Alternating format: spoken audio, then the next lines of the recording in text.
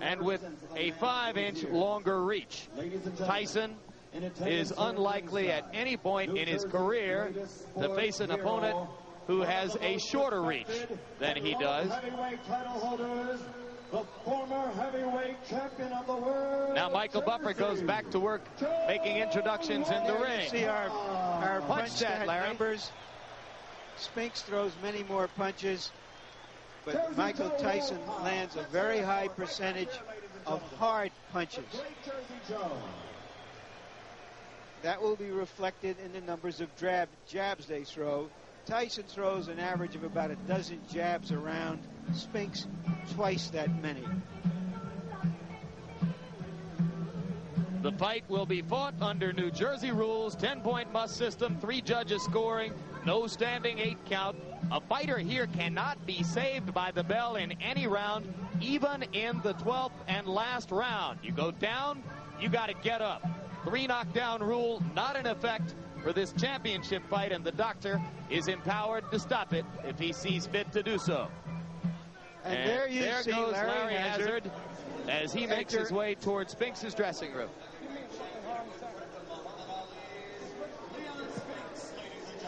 Now this is a competent administrator who has a long relationship with Butch Lewis, and we'll see what he can get done.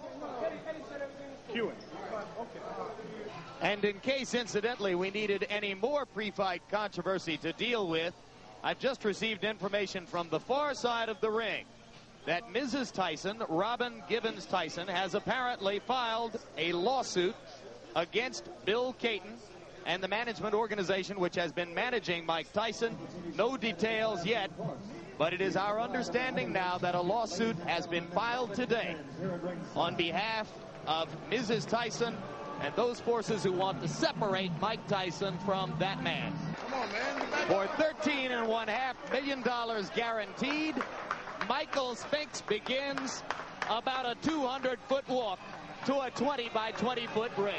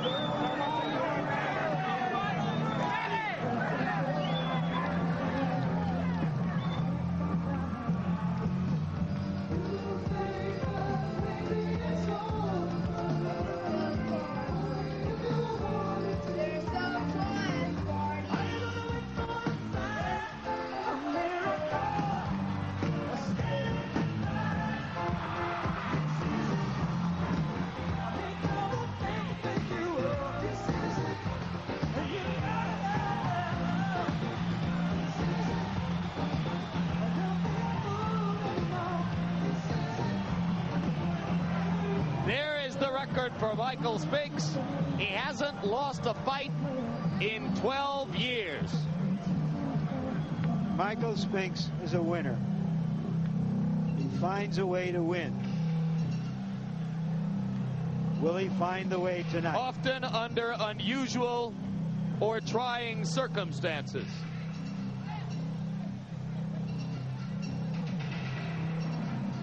This crowd, Larry, has flattened out. It's going to take some action to get them back to the fever pitch, which we felt about 15 minutes ago. Structure of the place is such that the crowd takes a while to become aware of the fighter exiting the dressing room and coming in. And there you see a shot from behind the young champion as he and his entourage make their way. A much smaller group than the one which brought Spinks into the arena. And, of course, as always, no shirt, no robe, no accoutrement.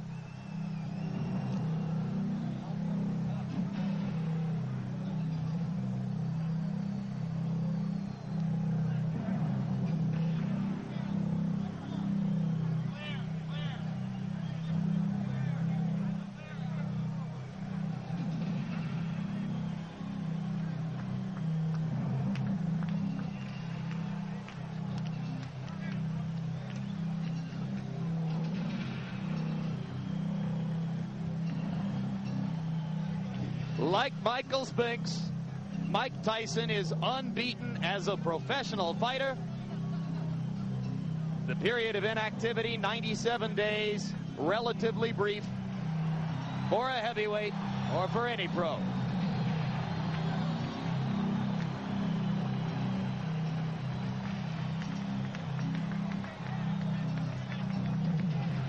A record of 34-0, and that doesn't count his recent bouts with his wife and his manager.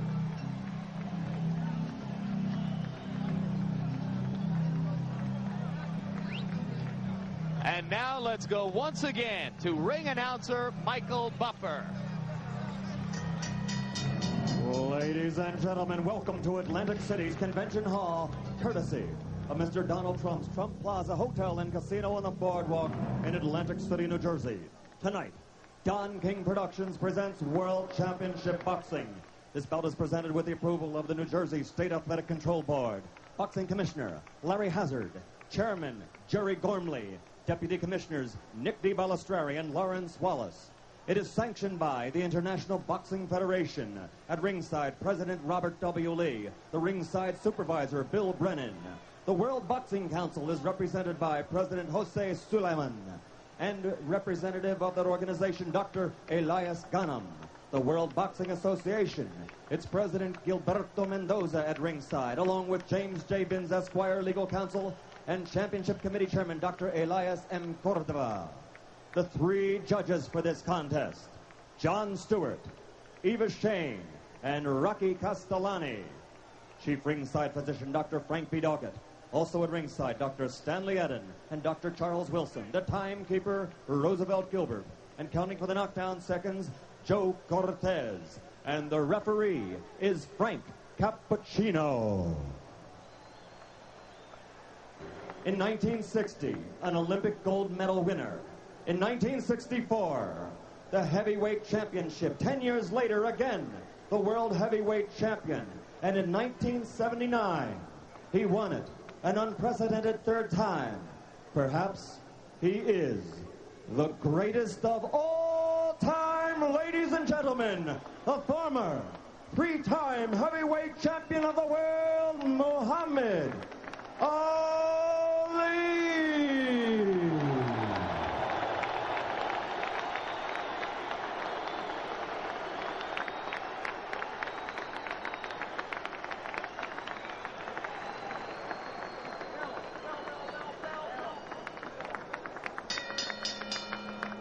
And now, ladies and gentlemen, once and for all, let's get ready to rumble. 12 rounds for the undisputed heavyweight championship of the world. Introducing first, fighting out of the blue corner, wearing the white trunks with black trim, and weighing in at 212 1/4 pounds. He's originally from St. Louis, Missouri, now lives in Wilmington, Delaware. This Olympic gold medal champion has a professional record of 31 victories without a loss, 21 by knockout. He is the former undisputed and undefeated light heavyweight champion of the world and the only king of that division ever to win the heavyweight title in the history of boxing. Because he never lost that title in the ring, he is still recognized by many, including Boxing Illustrated and Ring Magazine, as the heavyweight champion. Ladies and gentlemen, the undefeated man who brings the jinx, Michael Spinks.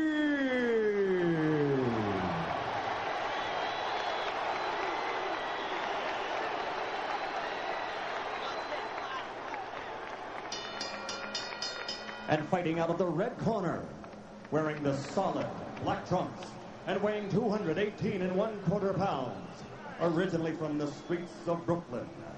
He passed through the hometown of the late great trainer of champions, Costamato, Catskill, New York, and he now lives in North New Jersey. His professional record, 34 consecutive victories with 30 knockouts, including 26 KOs in 5 rounds or less, and 15 in the first round. The undefeated heavyweight champion of the world, Iron Mike Tyson.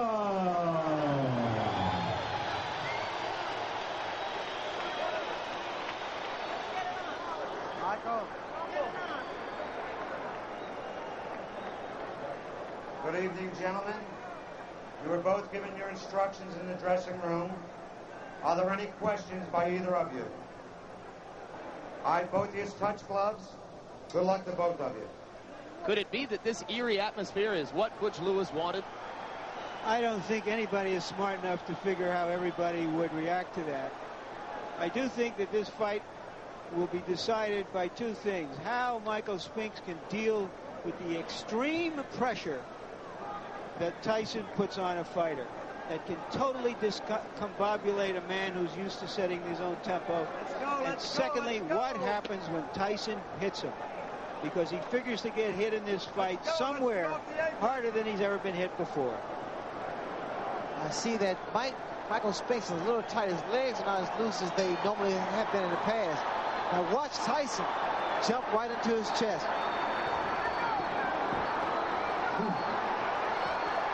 Michael Spinks, give him a little movement. Keep those hands high. Very, very high. Stepping in. All right, stop punching. Oh. Hey, Mike, knock it off, man. Knock it off. Cappuccino already warning Mike about the elbows. Various opponents have complained that Tyson rocks them with elbows along the ropes in close. You see the tactics used by Michael Spinks now. He's throwing his jab, but he has to keep those hands extremely high. Watch for the uppercuts, too. Tyson landed a left hand in close quarters, and now Cappuccino goes to work again. Tyson not afraid, as we expected, and Spinks ready to mix it up with him. Tyson along the ropes doing damage. Michael Spinks has to keep moving because every shot. Uppercut landed inside, and Spinks went down. It was the left uppercut. I was surprised there was a body shot that put him to the canvas. And that is the first time Michael Spinks has ever been down in a professional fight. And he's down again and in serious trouble. A right hand right on the chin. 6, 7, 8. He's not going to make it. It's all over.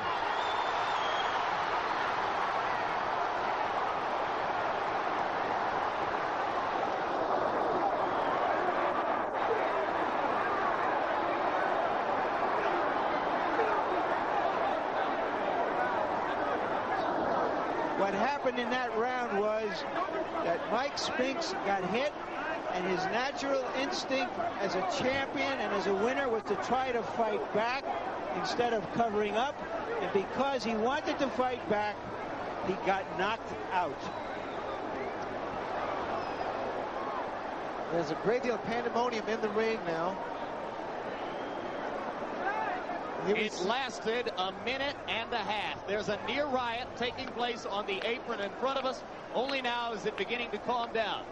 The first time Michael Spinks has ever been knocked down throughout his career. We see Mike Tyson congratulate Michael Spinks, and Tyson trying to show some concern. Please clear the ring. Clear the ring. Security, please clear the ring. The pre-fight delay outlasted the fight by about 15 minutes. I didn't expect Michael Spinks to go down from a body shot, but apparently the extra weight was a factor. I'll be interested to hear what Michael Spinks has to say. Michael Spinks started out pretty slow, and here we see Tyson, as usual, going to the body. A great uppercut that sent Michael Spinks to the canvas. That was the second knockdown and the finishing blow. Watch again. This is after Spinks got up after one knockout, tried to fight back, and had nothing as Mike Tyson landed the right, the short right, to the jaw. Here we have another angle, and that beautiful right uppercut caught him perfectly. It seemed to have caught him on the top of the forehead.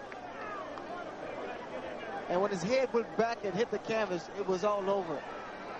Few fighters have ever thrown the uppercut with greater effect than this champion. Another thing, Jim, is when a guy gets knocked out for the first time, you never know how he's going to react to that. What you have just seen was the fourth shortest heavyweight championship bout in history. Only Jeffries over Finnegan, Michael Dokes over Mike Weaver, Burns over Roche back in 1908 were shorter than the 1 minute, 31-second destruction you just saw by Mike Tyson of Michael Spinks. In Mike Tyson's 35 bouts, he has now scored 16 first-round knockouts. And let's go now to Larry Merchant. Mike, congratulations. Did you have any premonition that it would end this fast? My trainer told me before I left, I bet both of our purses that you knock him out in the first round. So I thought he was serious until just now he said he was lying. And so I went out and knocked him out in the first round. It seemed to... What did you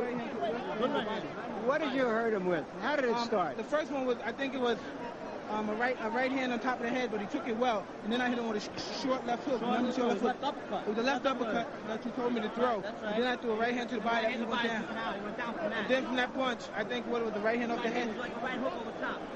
It seemed to me that when he was hurt, his instinct as a champion, instead of covering up and running, was to fight back, and that's why you finished him. From what I know of human nature, there's only two things that he was capable of doing. Either running and stinking it out, or come out and fighting. I knew either he'd be scared and come out fighting, and that's what I thought. Maybe he was a little jittery, so he came out fighting, giving it his best, hoping for a knockout or a cut or something, because he was fighting very furiously, as you noticed. Mike didn't give him a chance to do anything else. After the first knockdown, he got right on and worked the body and came up to the head again. That's what knocked him out. All right, what happened? What was all the delay about before? Do you think Michael just didn't want this to get here this quick? Well, I think he was trying to scrutinize with my brain and make me wait it out. But, you know, I was getting upset. I wanted to go. I'm the kind of guy who just want to fight. Let's get in there and fight. I don't care who comes in first. We come in both at the same time. That's what we planned. We said we come on together. And so my main objective was to go out there. Like I said, my trainer told me the whole purse is better on one round. Now I come back to collect my money, and he said he was joking. He didn't make the bet. But it's still a good payday.